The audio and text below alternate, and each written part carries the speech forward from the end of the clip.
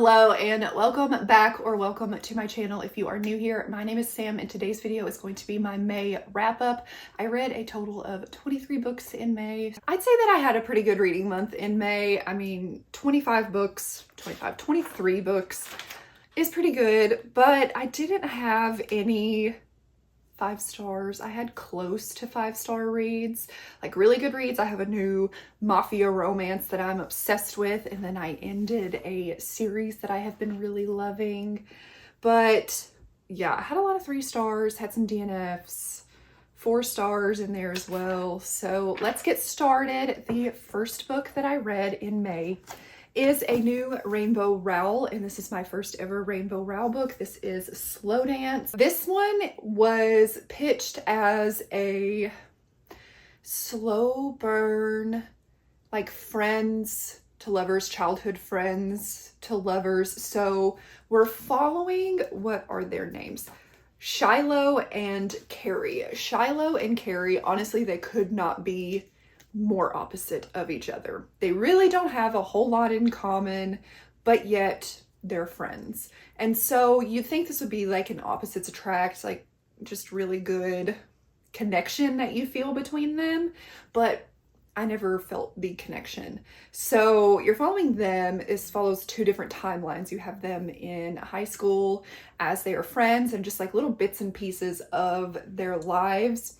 And then you have today, present day, when Shiloh is, she's gone through a divorce, she has kids. Carrie has never married. He joined the Navy, so he's kind of traveled all over the world and doesn't have any kids. And they have gone years without speaking to each other. And then they both attend one of their really good friends from high school. They attend his wedding and they see each other for the first time in years, and they decide to reconnect. And so you're kind of catching up on how they got to this point and then where they're at now. And Carrie really wants Shiloh to give him a chance, give their relationship a chance. But, Shiloh is like, I have kids, I have responsibilities, so I don't see this working. And so I did enjoy those aspects. I think she was really real in the situation and how she was going about things, but ultimately I just did not like her character. I know you read books in order to see a different perspective and have empathy and understand where somebody else might be coming from. But in some of these situations, I'm like, yes, it's true to your character, but it is so far off of like what I think and what I believe that it was really, really hard for me to connect with her. And then she was kind of a jerk to Carrie. She really was kind of a jerk to Carrie. So I just ultimately did not feel like these two should be together. I felt no connection, really nothing at all. I did end up giving it 3 stars. It was well written, and the beginning of the book, I flew through it, but it kind of got to be very monotonous and repetitive. Probably about halfway through to the end of this book, I was just over it and I wanted it to be done. So 3 stars for this one.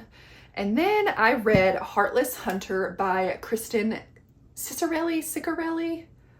How do you say that? So this is the first book in a YA romantasy. Is it YA or new adult?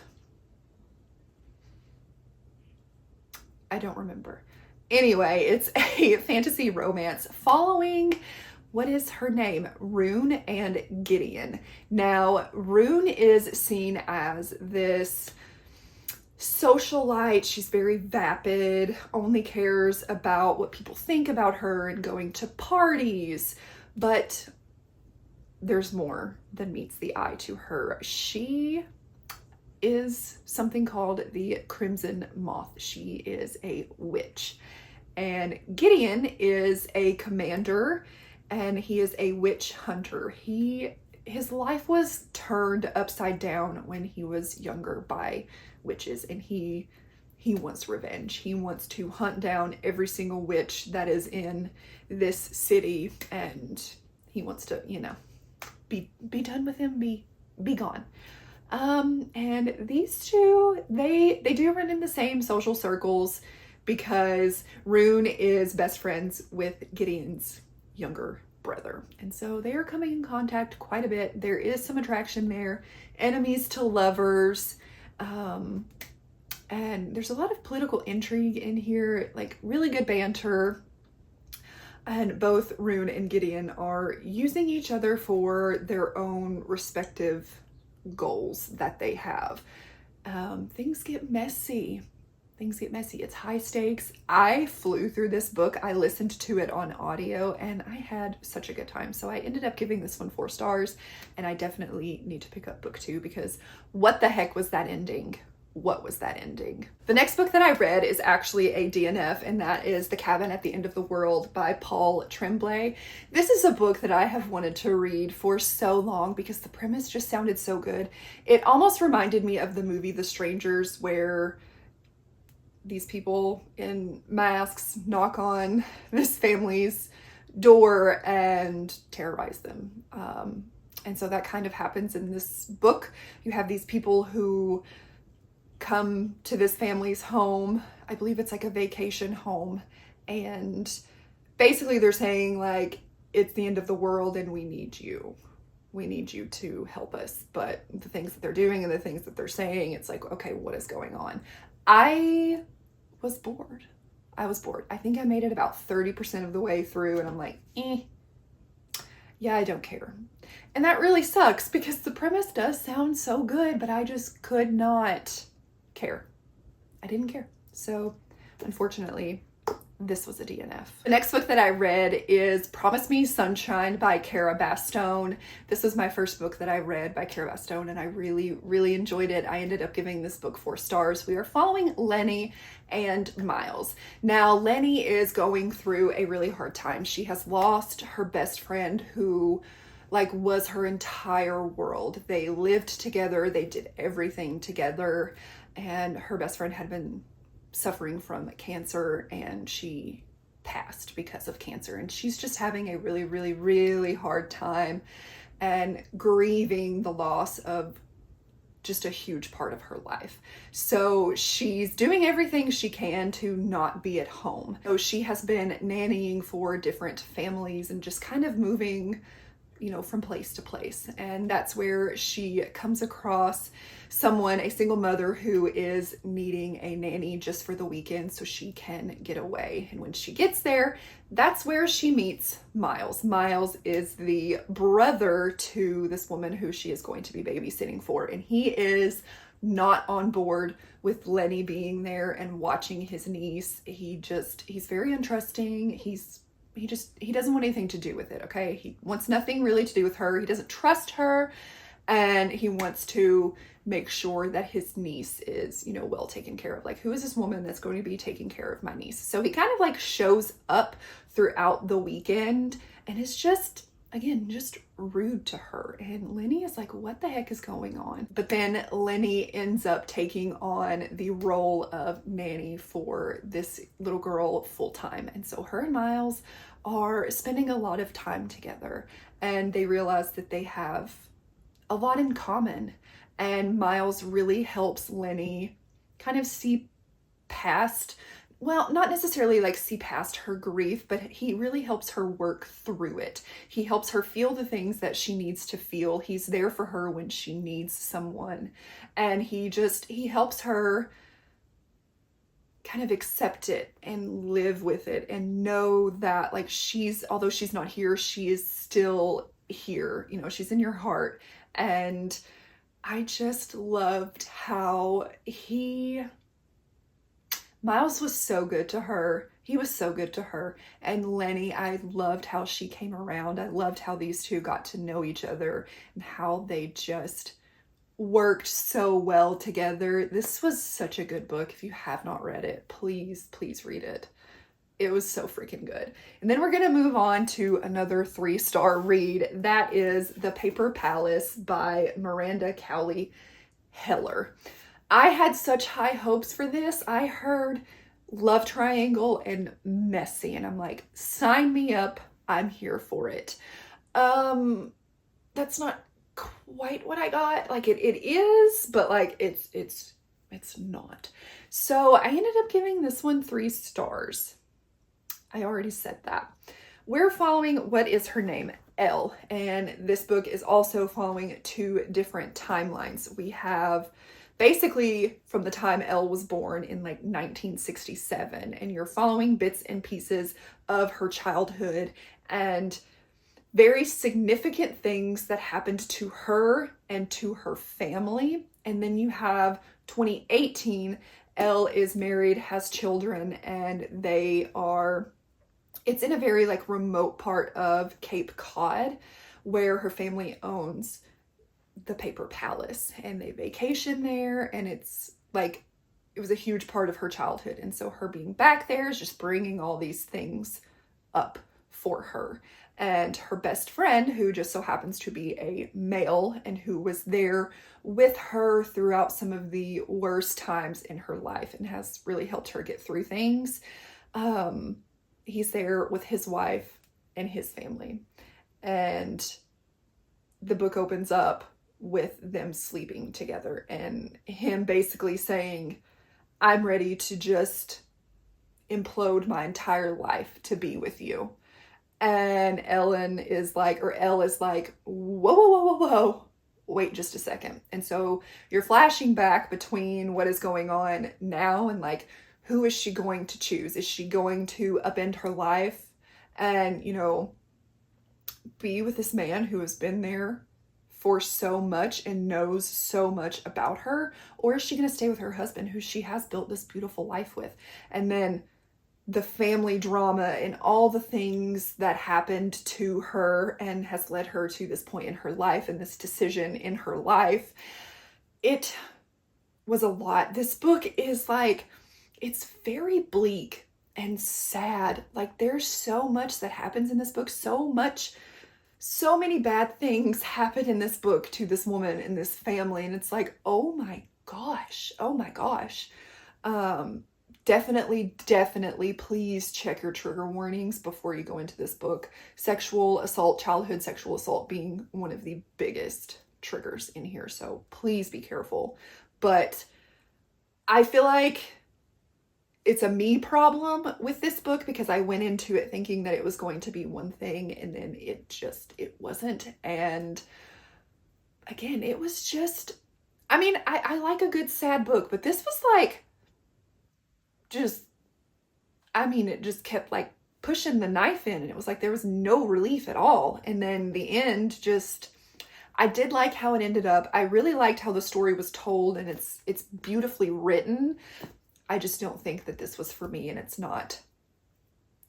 I'm punishing the book because it's not what I wanted, and that's my fault. But still, I don't think it was for me. These next books I'm going to go through very quickly because I have a reading vlog for most of them, and then I also did a reviewing new releases. So I don't want to bore you with talking about them again. So quick little, I'm going to tell you the title and maybe tropes and then what I rated it.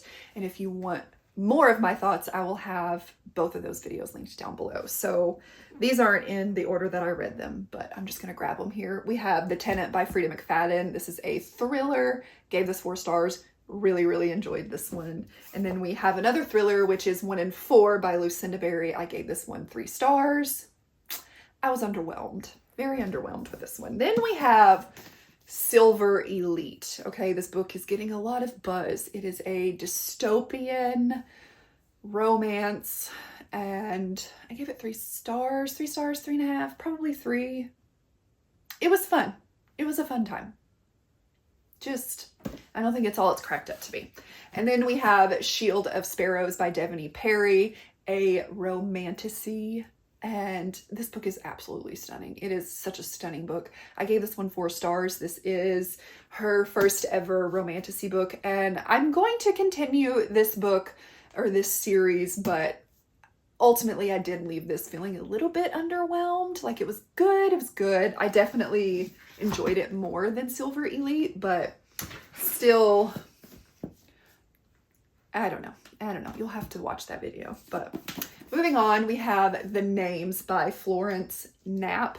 This is a just like fiction story following a mother who is about to give birth to a son, and her husband wants this son to be named after him, but she does not want her son to carry on that family name. And so you're following different timelines of the different names that this mother is considering for her son, and how his life ends up because she named him that, and how, because she has a daughter, so his sister's life, how that goes, and then how her life goes.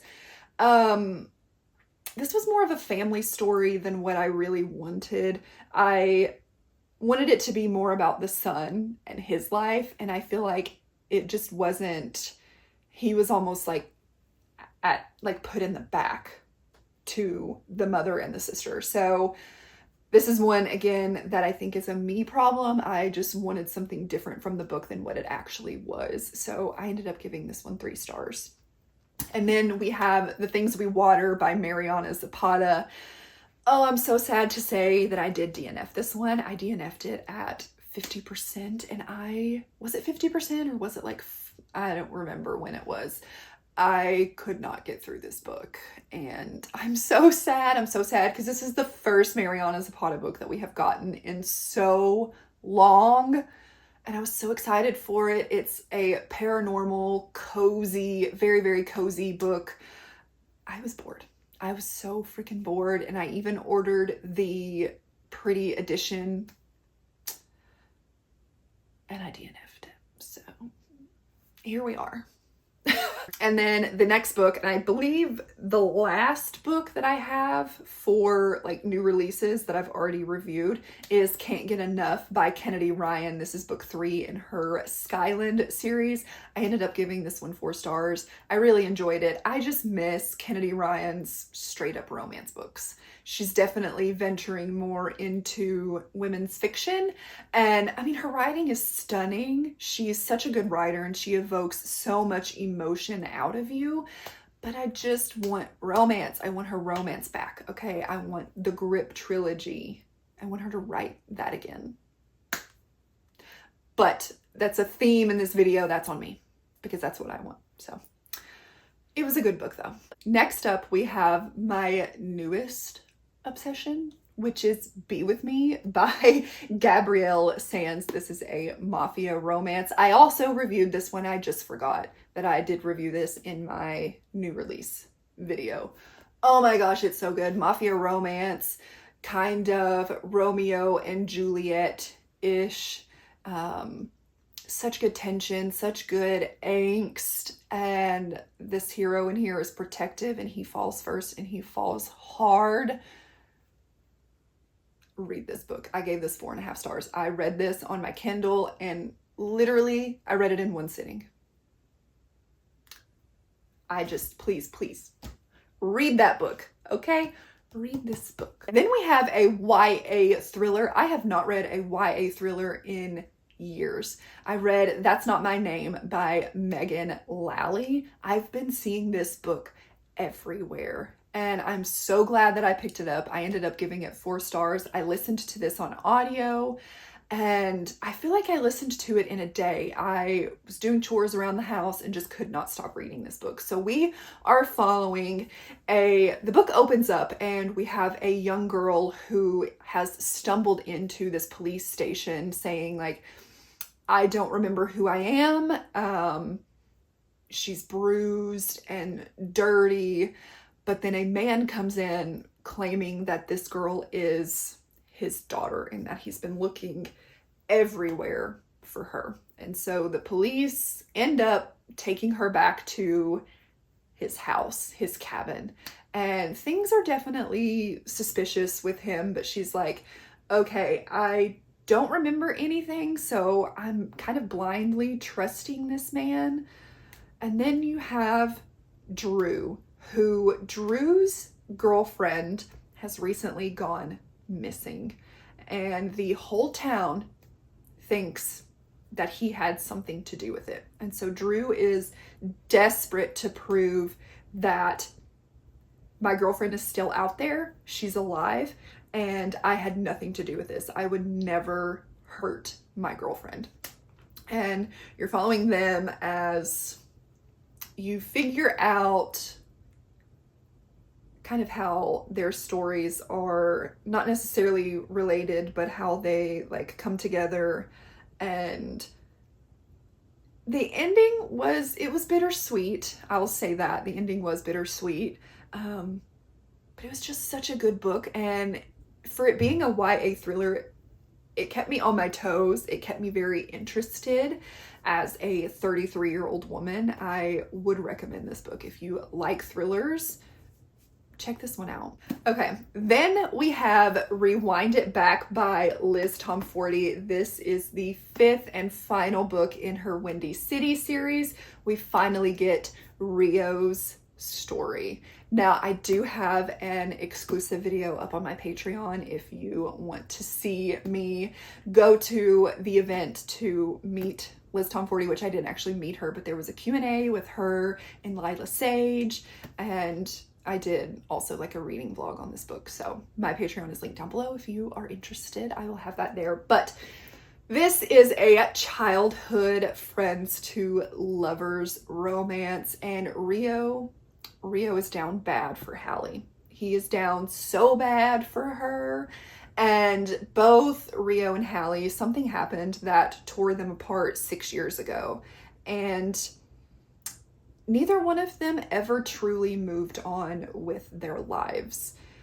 They've tried, but, you know, neither one of them have really been in like serious relationships. And there's a lot of residual hurt from things, and a lot of things that really were never worked out between the two of them. They just kind of stopped talking to each other. And so when Hallie ends up moving into Rio's neighbor's house, they're spending a lot of time together because obviously he's neighbors with her, but he is also having Hallie like redecorate, redo his entire house. So it starts out as, okay, we're really not going to speak about this. This is just going to be professional. I'm going to do my job and that's it. But of course, that doesn't happen. And Rio and Hallie, they really do fall back into being friends. They had this ease about their relationship and about being with each other. They just felt so comfortable, like from the get-go. There was really not a whole lot of awkwardness between the two of them. I loved how they worked everything out in the end.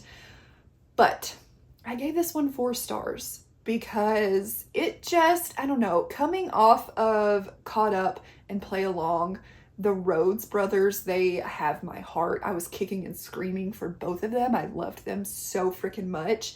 I just didn't get those same giddy feelings that I had with those other 2 books that are my favorites in the series. So yeah, I did like Rio's story. He was so good. I think he got the story that he deserved. And I did like seeing all of the other characters from the books and just seeing them together and how this all wrapped up. I did really like, but it just wasn't my favorite romance. So not my favorite in the series, but still highly recommend. It was a good closing to the series. Another new release that I read is A Good Book by Joel Ann. This is the 3rd and final book in the Sunday Morning series. You guys, I'm obsessed with this series. It is one of my new favorite series and probably some of my favorite books by Joel Ann. They are just so freaking good. They're so good. So we are following Gabby, who is the youngest of these sisters that we are following in this series, and Ben. Now, Gabby has just graduated high school and she is going to college. She chose the college that she is attending because her sister's ex-boyfriend, she has been in love with him for a long time. And it is the boyfriend from book 1, which is Sunday Morning. And if you've read that book, you know kind of what happened with them. But Gabby has been in love with her sister's ex-boyfriend for as long as she can remember. And she is determined she's going to make him see her in a different light. She wants him to be attracted to her. She wants him to see her as something more than just the little kid who used to hang around with him and her older sister. She's got it down bad. And Ben, her best friend, has it down so bad for Gabby. And so you have this unrequited love from Ben, and you have Gabby, who is so set on seeing another man and like living out her life with this other guy. And you're like, Gabby, he's right in front of you. And so seeing her actually come into herself and really figure out what it was that she actually wanted and what it was that she needed in a partner, I loved that. Loved that so much. And then something happens with Ben and things really get flipped on their head. There's a lot of emotion that goes on. There's a lot of hurt that happens between the two of them. He says some very cruel things, does some very cruel things, but Gabby is like, I'm not gonna let you ruin us and ruin your life because of this. Life goes on, and she really pulls him out of a funk. And I just loved these two so freaking much. I loved them so much. This was such a good ending to a series, and honestly, I didn't want it to end. It was so good. And I'm not going to spoil it, but it's going to kind of be a spoiler if you know my favorite trope. It happens in this book. And I'm here for it. I'm here for it. I gave this 4.5 stars. Loved it. It was so freaking good. Okay, the next book that I read is another thriller, and that is Nanny Needed by Georgina Cross. I ended up giving this book 4 stars. I flew through this one. This is another one that I read on audio and was finding any little chore that I could do around the house just so I could read this book. We're following a girl named Sarah, and Sarah is living with her, I can't remember if it was her boyfriend or her fiance, and she is in a lot of debt because she had to help her aunt who raised her. She had a lot of medical debt. I believe maybe she had cancer and passed, and so now Sarah is stuck with all of the medical debt that she took out all these loans to pay for her aunt's care. And she is trying to do anything that she can to get out of this debt. She is working as a waitress, but it's just not making enough to really get her and her boyfriend or fiance ahead. And so she is in the lobby of her apartment building, and she sees a listing for a nanny needed. And she decides, hey, I'm going to go and interview for this.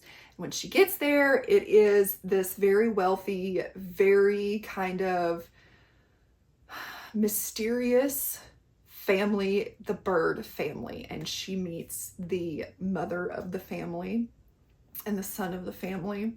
And she has to sign an NDA because they don't want things that happen in the house to be, out there. And they really stress that to her. They drive that point home. Like, you are not allowed to talk about this. We will come after you.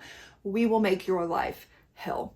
And so she gets there to be a nanny for this little girl. And everything is just a little too good to be true. And secrets get uncovered. And I really enjoyed this. I don't want to say too much about it, but I enjoyed the heck out of this one. I think the ending was perfect. I loved the ending so much. So yeah, gave this one 4 stars if you're looking for a new thriller. And I've really never heard anyone talk about this book. I liked it. So give it a shot. See what you think. Okay, the next book that I read is Born for Lace by Nikki Harris. This is in the Cradled Common series. I don't know what book in the series this is. I read this first, but I think there's another book that comes before it, but I don't think they have to be read as like a series. I feel like I didn't have any issues with understanding the world, but I could be wrong. If you've read other books in the series, let me know, correct me, please. So this is a very brutal dystopian world, and we are following Dahlia. Dahlia is a lace girl, and in this world, the lace girls, kind of everyone is put into like a category. And so you have Dahlia, she is a lace girl, and their purpose is to offer emotional support, comfort for trade men. The lace girls, they are put to sleep on purpose, and they know this, they know before it's happening. They're put to sleep so they don't remember anything in order to keep them pure. But when Dahlia's closest friend dies in childbirth, she is forced to take this child and run away to someone named Tomar. And now when she gets to, like, on this boat, Tomar is there with his friend Lagos? Lagos. Lagos. I don't know. But they are something called Zen D, which are basically like genetically modified humans. He is like 7 feet tall and just nothing but muscles. So just like superior to an average human. And she's a little scared because he is not nice to her. He really wants nothing to do with her or the baby. He actually says, like, let's just kill the baby and get it over with. And Dahlia is like, absolutely not. We're not doing that. And so they are taking her to safety, and they stop kind of in between, and she's staying at this place, and Dahlia is very resourceful. She is trying to be out making friends, and she doesn't really want to ask Tomar or Lagos, that sounds really stupid, for any help at all, or, you know, anything that she needs. So she's out there being resourceful, and she's trying to just do everything she can to keep her and this baby alive. And her and Lagos have a very, like, it's very enemies to lovers going on. He really doesn't like her, but she's like, what did I do to you? I haven't done anything to you. Why are you acting this way? But he really comes around, and he gets super protective of her, and he calls her Little Flower, and he goes all soft and melty for her.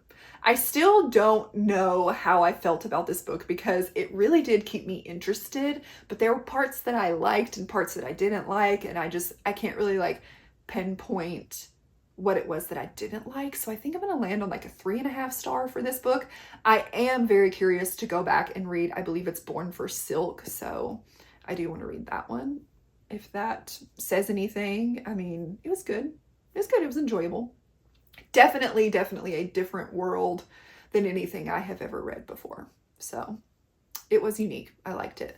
And then we have another thriller that I read. This is On a Quiet Street by Serafina Novaglass. This is following a very suburban, gated community. And you have 3 different perspectives of 3 different women who live in this neighborhood. You have Cora, Paige, and Georgia. Right, her name's Georgia. And this is one that I think you just need to go into blind, because the things that happen in this book, there's so many twists and turns in here. I was like, whoa. It was good. It was really good. And I really enjoyed the ending of this book too. I like a thriller that wraps up. I like that. I really don't like open-ended thrillers where you're just left guessing. This one wrapped up really nicely. I enjoyed it a lot. 4 stars. It's a short little thriller. I promise, like, you will fly through this book. It is so freaking good. The next book that I read is The Conditions of Will by Jessa Hastings.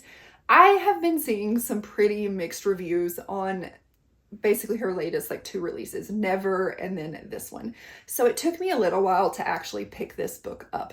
And I ended up reading this with my friend Cass from The Modern Bookwoman. And I'm glad that she like finally pushed me to read this book. I did enjoy it. I gave it 4 stars. I listened to this on audio, and I forget how just easily sucked into Jess's writing that you get. She just has this way of just pulling you into a story and pulling you into the characters. I mean, like, you're 200 pages into the book before you even realize that you've read that much of the book. So in this book, we are following Georgia, another Georgia, and Sam. Georgia is living in London. She's been living in London for quite some time, and she is going back home to, I believe, South Carolina. Yes, South Carolina, because her father has passed. And when she gets there, she meets Sam, who is her brother's AA sponsor. And he's just done a lot for her brother, and he means a lot to him. And so immediately right off the bat, they hit it off, and she's very, very attracted to him. And Sam is very attracted to her. He is Australian. He's a little bit older, and they have just instant chemistry and a connection. But she doesn't really want to do anything to jeopardize her and her brother's relationship and her brother's sobriety. And so her and Sam are developing these feelings for each other, and they're trying to hide it from her brother, and she's just feeling really guilty about it. But she's also dealing with all of this family drama and things that her family has just swept under the rug for years, and they've never really talked about it. And now that the dad has passed, they're all having to face it. And so things are very messy in here, and Sam becomes a comfort for her, and he becomes a rock and someone who she turns to when she needs him. And I really enjoyed their relationship. Sam, he was a really good hero. At times I do think he was a little bit like too perfect, but I mean, we can dream, right? We can all dream. He was good. He was good. And, an Australian accent will get me every time. So I did enjoy this one. I gave it 4 stars. I shouldn't compare, but I just wasn't like as emotionally invested as I was with Magnolia and BJ and Christian and Daisy. So yeah, still really good. I really liked it. And this cover is just, I love her covers so much. So much. And then I read A Secret Worth Keeping by Drew Strickland. This is another thriller. I ended up giving this one 4 stars. Another one where the audiobook, I flew through it, and it's very short. I want to say it's less than 6 hours, and it's on Hoopla. So if you have access to Hoopla, try this out. It was so freaking good. We are following Stella and Joel. Stella and Joel are dating, and they are going for a little weekend getaway to this cabin. And when they get there, Joel finds the body. Well, he doesn't really find a body. They both kind of find the body of a dead woman. And Stella immediately is like, we have to call the police. And Joel's like, whoa, whoa, whoa, whoa, no, we can't do that. And things go from there. This is so twisty. Oh my gosh. I loved it.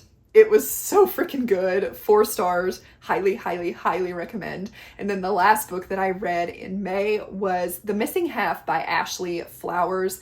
I gave this one 3 stars. I was really looking forward to reading this, and I really, really loved probably the first 70% of this book. I was flying through it, but then the ending happened, and I'm like, this is just a little too far-fetched for me. It's just a little too over the top, and I can't. So we're following Nick and Jenna, and Nick and Jenna, their sisters both went missing when they were younger, and they have spent many years trying to figure out what happened to their sisters. And at the beginning of this book, Jenna approaches Nick and is like, I think I have something that is going to help us solve this case and what happened to our sisters. And things go from there. Again, the ending just got a little bit too far-fetched for me. And I'm like, okay, you're telling me that this one person, when she was how old? I want to say like early 20s, maybe. Like she came up with all of this on her own and was able to execute all of this on her own. I'm like, I don't think so. I don't think so. So 3 stars for that one. And yeah, those are all of the books that I read. I really need something to drink. If you have made it to this point in the video and you'd like to let me know, leave me a like water droplet emoji or like a glass of water or just like a beverage in the comments down below, because I'm gonna go chug some water, and let me know what your favorite read in May was. Thank you so much for watching. Please like, comment, and subscribe. And if you want to join my Patreon, it will be linked down below. Thank you again for watching, and I will see you next time.